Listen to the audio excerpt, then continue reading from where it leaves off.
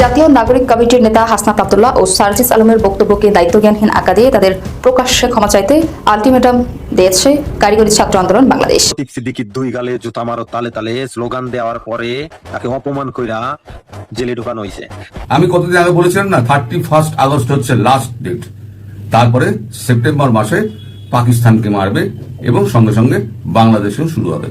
মানে ৭১ মঞ্চ নাম দিয়ে সেই সভাটিকে যে এরা নিরীহ ভাবতে পারছেন না, অপরপক্ষ যে নিরীহ ভাবতে পারছেন না, তার কারণ এই যে তারা ভাবছেন মুক্তিযোদ্ধারা জড়ো হবেন ৭১-এর নামে, তারপরে বঙ্গবন্ধু শুরু করবেন, দুইবার জয় বাংলা স্লোগান দিয়ে দেবেন এবং কখন জানি ৩২ নম্বরে জড়ো হয়ে যাবেন এবং এই সব গোল যাবে হচ্ছে গিয়ে মানে আওয়ামী লীগের স্কোর কার্ডে। আসসালামু আলাইকুম রাহমাতুল্লাহ। প্রদর্শক, নতুন এক ভিডিওতে আপনাদের সকলকে স্বাগতম। প্রদর্শক, আপনারা ভিডিওর শুরুতে ভিডিওর বিশেষ কয়েকটা অংশ এবং থাম্বনেল দেখে বুঝে গেছেন যে আসলে কতটা গুরুত্বপূর্ণ নিউজ হতে চলেছে। প্রদর্শক, এই জন্য বলবো আপনারা ভিডিওগুলো না টেনে সম্পূর্ণ দেখবেন, তাহলে আপনারা সম্পূর্ণ বিষয়টি বিস্তারিত জানতে পারবেন। চলুন আর কথা না বলে একটা লাইক দিয়ে আমরা সকল বিশ্লেষকের বক্তব্যগুলো দেখে আসি। চলুন। রাজধানী ঢাকায় ঢাকা রিপোর্টার্স ইউনিটি মিলনায়তনে মঞ্চ ৭১ নামে একটি সংগঠনের অনুষ্ঠানে জুলাই যোদ্ধারা উপস্থিত হয়ে অনুষ্ঠানের বক্তাদের উপর একরকমের হামলা এবং কেন তারা জড়ো হয়েছেন এই নিয়ে প্রতিবাদ এবং এরা সকলেই আওয়ামী লীগের দোসর ছিলেন এই বলে এদেরকে চিহ্নিত করার পর যে মব সৃষ্টি হয়, সেই মব সৃষ্টির মুখে পুলিশ লতিফ সিদ্দিকী, আওয়ামী লীগের বহিষ্কৃত নেতা মন্ত্রী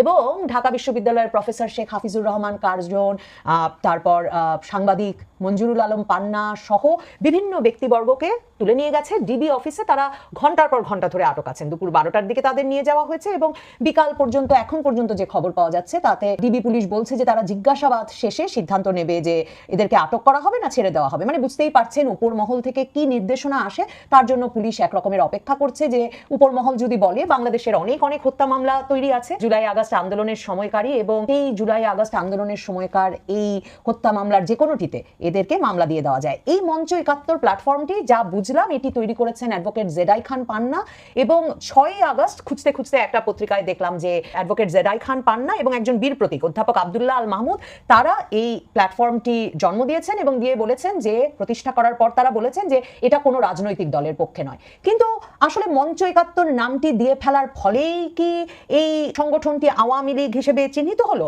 আমার মনে এই প্রশ্ন জেগেছে, কারণ আমি অনেক সংবাদ মাধ্যমে দেখছিলাম ইন্টারনেটে যে তারা শিরোনাম করেছে মঞ্চ ৭১-এর নামে আওয়ামী লীগের গোপন মিটিং। এখন দেখেন আওয়ামী লীগের এই গোপন মিটিংয়ে উপস্থিত হচ্ছে কারা? আওয়ামী লীগ থেকে সেই ২০১৪ সালে বহিষ্কৃত লতিফ সিদ্দিকী জড়ো হওয়ার কথা ছিল, মানে যাওয়ার কথা ছিল ডক্টর কামাল হোসেনের, মানে গণফোরাম নেতা, এবং কত বছর আগে আওয়ামী লীগ থেকে তিনি বেরিয়ে গেছেন এবং আওয়ামী লীগের সঙ্গে তার সম্পর্কটা কতই খারাপ সেটাও আমরা জানি। ২০১৮ সালেও তিনি বিএনপির সঙ্গে জোট বেঁধে ধানের শীষ প্রতীক নিয়ে কিন্তু তার দল নির্বাচন করেছে। তো এহেন ব্যক্তিরা উপস্থিত হয়েছে, কিন্তু মঞ্চ ৭১ নামটাই তাই আমার কেন জানি মনে হচ্ছে একে আওয়ামী লীগের মিটিং ভাববার একটা গুরুত্বপূর্ণ ভূমিকা রেখেছে। এবং দেখেন এই যে ৭১ নামটা দেখলেই আওয়ামী লীগের কথা মনে হচ্ছে, সেই মনে হওয়ার সন্দেহের পেছনেও আসলে কারণ আছে। কারণ জুলাই মাসে আবার এই গণফোরামেরই আরেকজন আওয়ামী লীগ থেকে গিয়ে গণফোরাম করা মোস্তফা মহসিন মন্টু, সেই নেতার মৃত্যুর পর একটা স্মরণ সভার আয়োজন করা হয়েছিল প্রেস ক্লাব মিলনায়তনে। সেখানে আবার ডক্টর কামাল হোসেন যখন ঢুকতে যান তখনই ওখানে উপস্থিত মোস্তফা মহসিন মন্টুর সমসাময়িক মুক্তিযোদ্ধারা সবাই মিলে জয় বাংলা জয় বঙ্গবন্ধু স্লোগান দিতে থাকেন এবং সেটার ভিডিও তখন কিন্তু প্রকাশ পেয়ে গিয়েছিল। ওই অনুষ্ঠানে অ্যাডভোকেট ফজলুর রহমানও উপস্থিত ছিলেন এবং ওই অনুষ্ঠানেই আমরা এরপরে দেখি যে আবেগ ঘন স্বরে মুক্তিযোদ্ধারা দাঁড়িয়ে কামাল হোসেনের কাছে আবেদন জানান যে ডক্টর কামাল হোসেনকে এমন একটা ফোরাম বা প্ল্যাটফর্ম গড়ে তুলতে হবে যেই প্ল্যাটফর্মের মাধ্যমে, বা ডক্টর কামাল হোসেনকে মুক্তিযোদ্ধাদেরকে নেতৃত্ব দিতে হবে। তারা চান ডক্টর কামাল হোসেনের নেতৃত্বে ৩২ নম্বরে বঙ্গবন্ধুর বুলডোজার দিয়ে গুড়িয়ে দেওয়া বাড়িতে তারা সবাই মিলে যাবেন, ফুল দেবেন। এই আবেগঘন বক্তৃতা কিন্তু ওখান থেকে ছড়িয়ে পড়ে। ওই কথা ছড়িয়ে পড়ার পর যে এহেন বাংলাদেশে এখনো মুক্তিযোদ্ধারা সাহস করছেন কামাল হোসেনকে দেখা মাত্র প্রেস ক্লাবে বসে এটা বলার যে জয় বাংলা জয় বঙ্গবন্ধু স্লোগান, আর বলার যে চলেন আমরা সবাই মিলে গিয়ে ৩২ নম্বরে হাজির হই মুক্তিযোদ্ধারা, মানে মুক্তিযোদ্ধারা জড়ো হয়ে পড়তে পারেন, এই ভয়টা আমার মনে হচ্ছে ওই মোস্তফা মহসিন মন্টুর স্মরণ সভা জুলাইয়ের শুরুতে ওই দিন থেকে এই ভয়টা আরো দানা বেঁধে উঠেছে। এই ভয়টা শুরু হয়েছে যে আরে এরা তো মানে আছে না যে কেউ তরুণ নন, কিন্তু এদের ভেতরে একটা একরোখা জেদ আছে এবং এরা বোধহয় জড়ো হয়ে পড়বেন।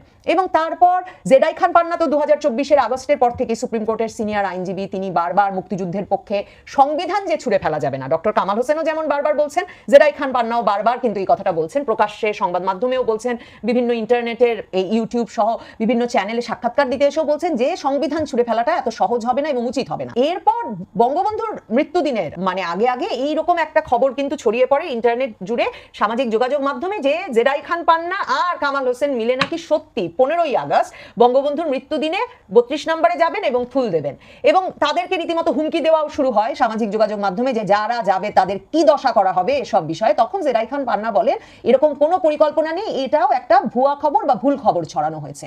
সেই জেরাই খান পান্নার দিকে যে নজর রাখা হচ্ছিল যে মুক্তিযোদ্ধাদেরকে তিনি জড়ো করে ফেলেন কিনা এবং মুক্তিযোদ্ধারা মিলে না জানি কি করে ফেলবে, আমার মনে হয় ডিআরইউর এই যে একটা নিরীহ সভা মানে 71 মঞ্চ নাম দিয়ে সেই সভাটিকে যে এরা নিরীহ ভাবতে পারছেন না, অপরপক্ষ যে নিরীহ ভাবতে পারছেন না, তার কারণ এই যে তারা ভাবছেন মুক্তিযোদ্ধারা জড়ো হবেন 71-এর নামে, তারপরে বঙ্গবন্ধু শুরু করবেন, 2 বার জয় বাংলা স্লোগান দিয়ে দেবেন এবং কখন জানি 32 নম্বরে জড়ো হয়ে যাবেন এবং এই সব গোল যাবে হচ্ছে গিয়ে মানে আওয়ামী লীগের স্কোর কার্ডে এই গোলগুলো যোগ হবে, মানে এই সব লাভের মালিক হবে আওয়ামী লীগ। কাজেই 71 নামটা নিয়েই আমার মনে হয় একটা বড় সমস্যা। কারণ দেখুন, এটা তো ডাহা মিথ্যা কথা। যদি সংবাদ মাধ্যম যে লিখছে যে এটা গোপন বৈঠক, মানে গোপন বৈঠক হলে, আমি প্রথম আলোর প্রতিবেদন পড়ছিলাম, রীতিমতো প্রথম আলোর প্রতিবেদন পড়লে বুঝবেন যে ওই অধ্যাপক, আমার সরাসরি স্যার, তিনি আইন বিভাগের, শেখ হাফিজুর রহমান কার্জন, তিনি বোধহয় প্রথম বক্তা হিসেবে বক্তব্য রাখছিলেন। কাজে তার বক্তব্যে কি আছে সেটাও কিন্তু প্রথম আলো লিখছে যে তিনি বলেছেন আমরা দেখতে পাচ্ছি দেশের সংবিধানকে ছুঁড়ে ফেলার পায়তারা করা হচ্ছে, এর পেছনে রয়েছে জামাত শিবির জাতীয় নাগরিক পার্টি।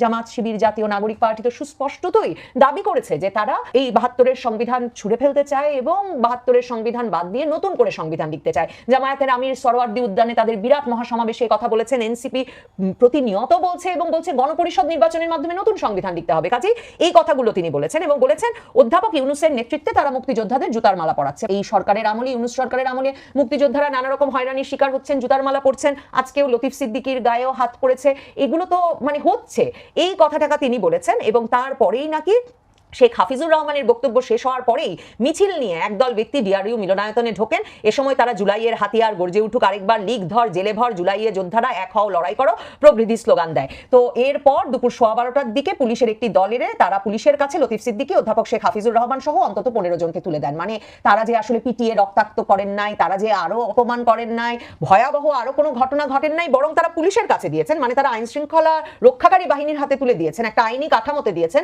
সাধুবাদ না জানিয়ে আমি পারছি না। আজকে যেই বাহিনী যুক্ত হয়েছিল তাদের নাম জুলাই যোদ্ধা, তারা বলেছে যে এখানে পতিত আওয়ামী লীগ, যুবলীগ ও নিষিদ্ধ ছাত্রলীগের নেতাকর্মীরা জড়ো হয়ে ষড়যন্ত্র করছে। জুলাই যোদ্ধারা বেঁচে থাকতে এমন কিছু আমরা মেনে নেব না। আপনারা যদি ছবিতে দেখেন, আপনারা দেখবেন যে ঢাকা রিপোর্টার্স ইউনিটির মিলনায়তনে ওই সভায় মানে লোক সংখ্যাও ভীষণ কম, যে কারণে লোক সংখ্যা কম থাকাটাও একটা সুবিধা হয়েছে। কেন এই বক্তাদের ওপর আক্রমণ করা গেছে সেজন্যও নিশ্চয়ই। কাজেই সেখানে ঠিক ছাত্রলীগ, যুবলীগ, আওয়ামী লীগ গিয়ে এদেরকে রক্ষা করছিলেন তা মনে করবার কোনো কারণ নাই, কারণ সেটা যদি হতো তাহলে নিশ্চয়ই মারামারি হতো। আর ওই যে বলছিলাম গোপন বৈঠকে তো সংবাদ সম্মেলনও করার কথা না, ঢাকা রিপোর্টার্স ইউনিটি মিলনায়তনেও এই বৈঠক অনুষ্ঠিত হওয়ার কথা না। কাজেই মূলত বিষয়টা হচ্ছে 71 নামে কিছু করলে, সেখানে জড়ো হলে এ ধরনের ঘটনার সম্মুখীন হতে হবে, সেটার একটা বার্তা সুস্পষ্টভাবে আজকে পৌঁছে গেল। এছাড়া যে বার্তাটা পৌঁছলো, দেখেন মঞ্জুরুল আলম পান্না কথা বলছেন তার ইউটিউব চ্যানেলের মাধ্যমে, সেখানে জড়ো হওয়া ডক্টর কামাল হোসেন, জেরাই খান পান্না, তারাও নানা প্রতিকূলতার মধ্যে ক্রমাগত কথা বলছেন, বাংলাদেশের বর্তমান সংবিধানের পক্ষে দাঁড়াচ্ছেন। ওখানে নাকি আমি কোনো সংবাদ মাধ্যমে দেখলাম উপস্থিত ছিলেন আবু আলম শহীদ খানও। তার মানে যারা এখন এই যে টকশো পরিসরে এনসিপি, জামায়াতে ইসলামীর বাইরে, এবি পার্টি মানে এই পরিসরটার বাইরে অপর পক্ষ হিসেবে যারা কথা বলছেন, তাদের একটা অংশ কিন্তু এ সময় যুক্ত হয়েছিলেন। এই যে তারা একত্র হওয়া 71-এর নাম করে এবং সেই সভায় জুলাই যোদ্ধাদের গিয়ে হামলা করা এবং পুলিশের এরপর ওই সভার বক্তাদেরকে তুলে নিয়ে গিয়ে ঘন্টার পর ঘন্টা ডিবি অফিসে আটকে রাখা, জানি না কয়জনকে গ্রেফতার দেখানো হবে কিনা, সেই বিষয়টি আসলে এই ইঙ্গিতটা স্পষ্ট করে যে বাংলাদেশে এখন 71-এর রাজনীতি করা, 71-এর পক্ষে দাঁড়ানো সবচেয়ে বিপজ্জনক রাজনীতিতে পরিণত হয়েছে। এখন সেই রাজনীতিকে সত্যি গোপন রাজনীতিতে পরিণত করার চেষ্টা হচ্ছে কিনা, এবং একটা প্রকাশ্য সভা, কয়জন মাত্র মানুষ সমবেত হয়েছিলেন, সাধারণ একটা সভা 50-60 জন হয়তো হবেন কিংবা তার চেয়ে কম, সেরকম একটি সভাকে গোপন সভা হিসেবে, একটা ষড়যন্ত্র সভা হিসেবে সারা বাংলাদেশের শিরোনাম করা আসলে কোন পক্ষের জন্য শেষ পর্যন্ত লাভজনক হলো, সেটাও বোধহয় আমাদেরকে বিশ্লেষণ করতে হবে। আমি কতদিন আগে বলেছিলাম না, 31 আগস্ট হচ্ছে লাস্ট ডেট, তারপরে সেপ্টেম্বর মাসে পাকিস্তানকে মারবে এবং সঙ্গে সঙ্গে বাংলাদেশেও শুরু হবে। গতকালকে একটা এমনই ইঙ্গিত পাওয়া গিয়েছে আমাদের দেশের ভেতর থেকে, দেশের ভেতরে ইঙ্গিতটা দিয়েছেন আমাদের প্রতিরক্ষা মন্ত্রী রাজনাথ সিং। তিনি কি বলেছেন? তিনি বলছেন দীর্ঘকালীন যুদ্ধের প্রস্তুতি রাখতে বললেন রাজনাথ। রাজনাথ বলছেন, তিনি তো প্রতিরক্ষা মন্ত্রী, তিনি বলছেন, এটা অন্য এলাকা কেউ বলছে না, প্রতিরক্ষা মন্ত্রী বলছেন, এবং যেটা বলছেন সেটা জেনেই বলছেন, জানবেন। নিরাপত্তা সংক্রান্ত সব ধরনের প্রতিকূলতার জন্যই ভারতের সশস্ত্র বাহিনীকে প্রস্তুত থাকতে এবং দীর্ঘকালীন যুদ্ধের জন্য তৈরি হতে বার্তা দিলেন প্রতিরক্ষা মন্ত্রী রাজনাথ সিং। আজ মধ্যপ্রদেশের মৌয়ে আর্মি ওয়ার কলেজের এক অনুষ্ঠানে প্রতিরক্ষা মন্ত্রী বলেন, বর্তমান যুগে যুদ্ধ এত আশঙ্কা শুরু হয়ে যায় যে কতদিন তা চলবে, কবে সেসবে কিছু বলা যায় না। তাই কোনো যুদ্ধ যদি 2 মাস, 4 মাস, 1 বছর, 2 বছর, এমনকি 5 বছর ধরেও চলে, আমাদের তার জন্য তৈরি থাকতে হবে। সেই সঙ্গে রাজনাথ একথাও বলেন, ভারত কখনো কারো জমি দখল করতে চায় না, কিন্তু কেউ যদি আমাদের আক্রমণ করে আমরাও ছেড়ে কথা বলবো না। এখানে ইঙ্গিত কিন্তু হচ্ছে বাংলাদেশকে, মনে রাখবেন। আমি পরে বলছি কেন আমি বললাম। আমরা সর্বোচ্চ ত্যাগের মাধ্যমে দেশকে রক্ষা করতে প্রস্তুত। এই অনুষ্ঠানে ছিলেন দেশের chief of defence staff Anil Singh Chauhan, বায়ুসেনা প্রধান এপি সিং ও নৌসেনা প্রধান দীনেশ ত্রিপাঠী। ভারতীয় বাহিনীর অভিযান অপারেশন মহাদেবে মারা পড়েছিল পহেলগামে যুক্ত জঙ্গিরা। সেই অভিযানে অংশ নেওয়া জওয়ানদের আর সংবর্ধনা দিয়েছেন কেন্দ্রীয় স্বরাষ্ট্রমন্ত্রী অমিত শাহ। তিনি বলেন, অপারেশন সিঁদুর এবং অপারেশন মহাদেব পাকিস্তানে বসে থাকা সন্ত্রাসবাদীদের বার্তা দিয়েছে ভারতে হামলার ফল কি হবে।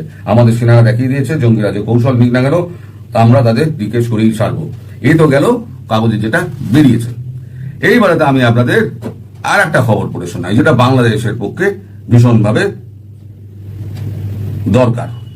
সীমান্তে শত্রুকে ধ্বংস করতে প্রস্তুত, কোথাও মোতায়েন হচ্ছে 5 ভৈরব কমান্ডো ব্যাটালিয়ন। কোথায় কোথায় এটা দেওয়া হচ্ছে, মানে মোতায়েন করা হচ্ছে। দেশের প্রতিরক্ষায় ভৈরব কমান্ডো বাহিনীকে কাজে লাগাতে তৎপর ভারতীয় সেনা। একদিকে পাকিস্তান, অন্যদিকে চীন যুদ্ধক্ষেত্রে শত্রুপক্ষকে টক্কর দিতে নতুন 5টি বিশেষ প্রশিক্ষণে পারদর্শী ব্যাটালিয়ন করেছে ভারতীয় সেনা। এবং সর্বভারতীয় প্রতিবেদনের সূত্রে খবর, আপাতত 5টি ভৈরব ব্যাটালিয়ন তৈরি করা হয়েছে। এর মধ্যে 3টিকে চীন পাকিস্তানের সঙ্গে লড়াইয়ের জন্য উত্তরাঞ্চল কমান্ডের অধীনে মোতায়েন করার সিদ্ধান্ত হয়েছে। আর 2 ব্যাটালিয়ন কমান্ডো, একটি উত্তর পূর্বাঞ্চল এবং অন্যটি ব্যাটালিয়ন পাকিস্তান সীমান্তের পশ্চিমাঞ্চলে মোতায়েন করা হবে। তারপরে এই যে উত্তর পূর্বাঞ্চল যেটা বলা হচ্ছে না, সেটা হচ্ছে 7 সিস্টার।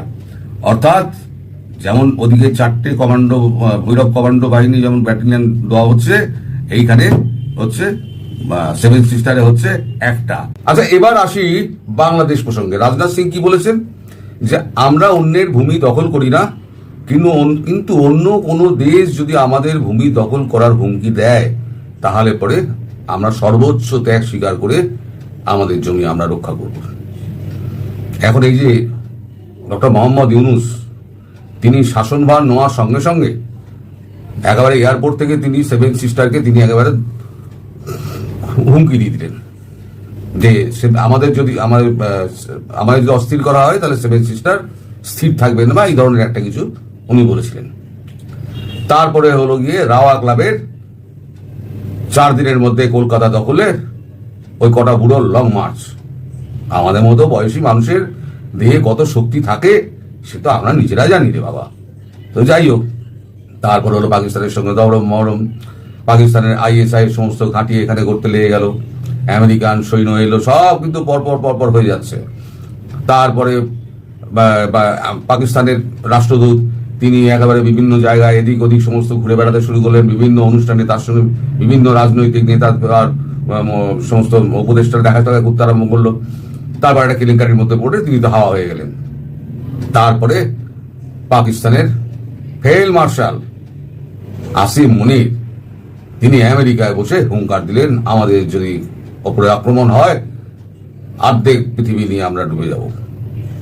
পাকিস্তানটা রক্ষা কর, অর্ধেক পৃথিবীর কথা বাদ দে, পাকিস্তান রক্ষা কর। তো যাই হোক, এই যে পরের পর হুমকি চলছে। তারপরে তো ওই যে গ্রেটার একটা বাংলাদেশ, তার একটা ম্যাপ জারি করেছিল মাহফুজ, এই সব কিন্তু ভারতবর্ষের নজরে আছে। এবার যখন ইশাক দার যখন বাংলাদেশে এলেন, ভারতবর্ষ 2টো লোককে একেবারে সহ্য করতে পারে না, 3টে লোককে। এক হচ্ছে পাকিস্তান সেনাবাহিনীর প্রধান, 2 হচ্ছে শাহবাজ শরীফ, আর 3 নম্বর হচ্ছে ইশাক দার, যিনি উপপ্রধানমন্ত্রী এবং বিদেশ মন্ত্রী। তিনি এসে যেরকম সব লম্বা চওড়া ভাষণ মারলেন এবং এত লোকের সঙ্গে সব দেখা করলেন, ভারত তখন বুঝে নিয়েছে যে শিশু শোধরাবার নয়, এর একেবারে লাট্টাও সই দরকারি। ফলে সেপ্টেম্বরে যখন শুরু হচ্ছেই, আমি কিন্তু অনেক আগে থেকে বলেছিলাম যে সেপ্টেম্বরে কিন্তু বাংলাদেশকে মারবে, মার্কো রুবিওকে ডক্টর জয়শঙ্কর পরিষ্কার জানিয়ে দিয়েছিলেন। এবং তারপরে রাজনাথ সিং এর এই বক্তব্য, এবং সামনেই সেপ্টেম্বর আসছে, 31শে আগস্ট শেষ হয়ে যাচ্ছে ডেডলাইন, শুরু হচ্ছে সেপ্টেম্বর মাস প্রথম। তার আগে এই রাজনাথ সিং এর এই বক্তব্য এবং ভূমি রক্ষার যে কথাটা, অর্থাৎ 7 সিস্টারের ওপরে যে হুমকিটা আসছে, তার জন্যেই এই কমান্ডো ফোর্স ওইখানে ভৈরব বাহিনীর 1 ব্যাটালিয়ান ওখানে ঢুকিয়ে দেওয়া হয়েছে। যদি আক্রমণেরই ব্যাপার না থাকতো তাহলে ভৈরবকে আনা হতো না। আর ভৈরব কি জানেন তো, ভৈরব হচ্ছে গিয়ে আপনার গোর্খা ব্যাটালিয়ান, কুমায়ুন ব্যাটালিয়ান, তারপরে তো আপনার রাজস্থান ব্যাটালিয়ান, বিহার ব্যাটালিয়ান থেকে চৌখোস যত মারাত্মক যত সমস্ত মানে কমান্ডোগুলো রয়েছে, প্রত্যেক বাহিনীতে একটা করে কমান্ডো থাকে, তো প্রত্যেকটা বাহিনীর শ্রেষ্ঠ কমান্ডোদের নিয়ে একটা করে ভৈরব টিম করা হয়েছে। লতিফ সিদ্দিকীর 2 গালে জুতা মারো তালে তালে স্লোগান দেওয়ার পরে তাকে অপমান কইরা জেলে ঢুকানো হয়েছে। শিবির কর্মী সাকিব আহমেদ, বাড়ি মৌলভীবাজার, সিলেট।